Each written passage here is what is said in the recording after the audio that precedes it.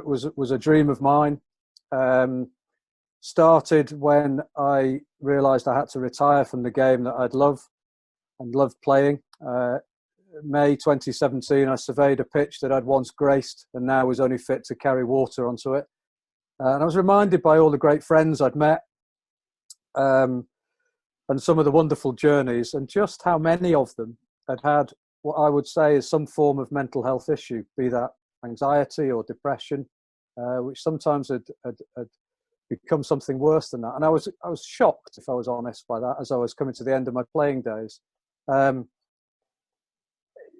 In the rough, tough, blokey environment that rugby is, I was privileged enough for some of those people to come forward and ask me my advice, my help, which I was really ill qualified to do. And it was that planted the seed in my head. Essentially, I wanted to become a good Samaritan, and rather than becoming a bad one or a lazy one. So I persuaded my old mate Dave Nichol and my son Robert Shotton to join me, and that was how Looseheads was born. I have to say here and now that Looseheads would never have become the thing it has become if it wasn't for Dave and Rob's boundless energy and enthusiasm to get hold of what essentially was my meandering thoughts. As time progressed, during the course of 2018, I became very well aware that Looseheads needed a bit of a backbone to the mental health element. We had the rugby element, but I wanted them to coexist side by side. And I went along a little bit more in hope than expectation to a seminar that Libby and Sheila were running. And in the preceding 90 minutes, completely blown away by the common sense and the professionalism that they both spoke with. More than that, the passion that they exude from every pore about a subject they know very well. And fueled with that, I approached them and asked to see if we could collaborate some way between the two organisations. What came out of that is a wonderful, a brilliant partnership between the two organisations. Team Mental Health gives Looseheads the backbone and almost the legitimacy for us to be able to say the things that we say. And it is a real honour for me and the guys to work with Team Mental Health, trying to make mental health a normal conversation. So really, by background, Libby and I are both medical doctors, and weirdly, because we've been doing a couple of podcasts recently, I've been saying, we met back a few years ago at medical school, and I was thinking about it, and I looked at my calendar today, and Libby, it's actually 20 years. So we're older than we think we are. But yeah, so I actually met Libby in her first week at medical school, and we both ended up specialising in psychiatry together and did all our exams together, and then we sort of went our separate ways. I specialised in child and adolescent psychiatry, and Libby specialised in forensic psychiatry. And after about 2-3 years as working as consultants, we were talking, I suppose, honestly, about frustrations we were experiencing in our different fields.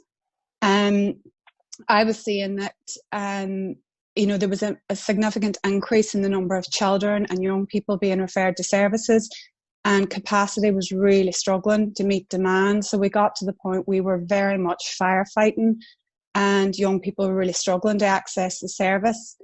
And when I spoke to Libby, she was obviously working with adults in secure hospitals and prisons with very significant mental health problems. And I think, Libby, your kind of reflection was, when you look back sort of over time for your patients, that a lot of their disorders had probably been evident much earlier on than they were picked up. And I think that got us talking about and reflecting really when we were at medical school, when it came to physical health, we were very much taught about educating patients and teaching people to look after their physical health, to protect their physical health and reduce the risks of developing physical health illnesses. But with mental health, the attitude was very much treat illness. So I think that's really where Team Mental Health stemmed from. We thought there must be more that we can do on the front line, really focusing on prevent and promote and getting mental health on a par with physical health to reduce people developing those more significant problems and then needing to access services and sadly ending up sort of in the position that some of Libby's patients were in. So our real focus is around the prevention promotion aspect for mental health.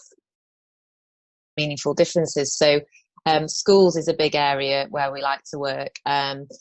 We've got different things going on in schools. Part of it is around raising awareness for staff in schools to really help them think about their own mental health as well as the mental health and well-being of pupils. And I think particularly at this moment in time, that's massively important. But really trying to empower and inform people so they can think about mental health strategies, what they can do, as well as being able to recognise the signs of people who are experiencing difficulties and getting the help they need. It's also about what can they do to really promote good mental health and limit risk factors and kind of maximise really positive protective factors in that environment.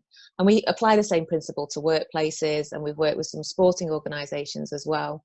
I think one of the things we're most excited about at the moment is a project we've created with an organisation called EdStart Sports Coaching, and this is the Wellbeing Through Sport initiative, and it's focused on working with primary school children, key stage 2 children, to really promote positive mental health and well-being through physical activity. So it's really fun. It's encouraging physical health as well as mental health, because we know that if we have good physical health, the likelihood is that our mental health will be improved, and vice versa. So if we can really get children and young people talking about mental health, as in this is a state of well-being and we can look after it and protect it, and there's certain ways we can build and life skills that will help us to manage difficulties as they arise and stay mentally healthy, then that's going to be a really positive, has the potential to have really positive outcomes. Wellbeing project by Foresight and published the 5 ways to wellbeing, and ultimately what they are is a framework which represents research from across the world and the evidence base around what we can do to improve our mental health and well-being. So it's a really, really helpful framework for anybody and everybody. And if you're looking to kind of really formalise a mental fitness strategy, these elements could be key components of that. So it's nice to have that information, so, you know, to take away for people to think about how they can build it into their day-to-day life. Yeah, and I think the other thing about the 5 ways to wellbeing, as Libby said there, they came about in 2008, and there's an evidence base behind them. And since then, the evidence has really only grown to support these 5 things. So I'm sure people will be sick about it, talking about them, but I think it's really important just to recap on what they are. To encourage people to think about bringing it into their lives, their children's lives. And the lovely thing about them is, they can be brought in through work, through the home, through school, through sport. So the first one is be active, and that's about physical activity and exercise. We all know already that physical activity is very good for our physical health, but we now also know it's really good for our mental health. And the lovely thing is doesn't mean we have to go and run a marathon or go to the gym every day. Even the smallest amounts can make a difference. So I think it's really about finding out what works for you and just trying to fit that into a daily or a weekly schedule. And the second of the 5 ways is connect. So that's about connecting with friends, family, and loved ones. We know that loneliness is a significant risk factor for mental health problems. And especially at this time, I think it's massively important that we find sort of other ways to connect, whether it's picking up the phone, whether it's, I think everyone's a bit zoomed out, but whether it's a Zoom or a FaceTime, writing a letter, whatever that looks like, but keeping those connections, because having that sort of sense of belonging is really protective for our mental health and well-being.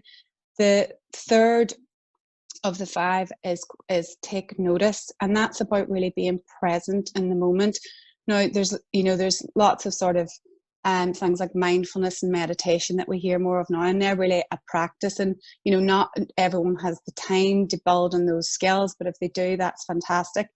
But I think life is busy, and especially in the moment, through sort of COVID, it can feel really, really overwhelming, and our thoughts are going crazy, and we're jumping sort of to the next thing and the next thing. And taking notice is really just about allowing yourself time to just stop, be present in the moment, maybe take a couple of minutes just to notice the world around you, appreciate and value things that you have in your life. You know, if you can, just every now and again throughout the day, just checking in and seeing how you feel.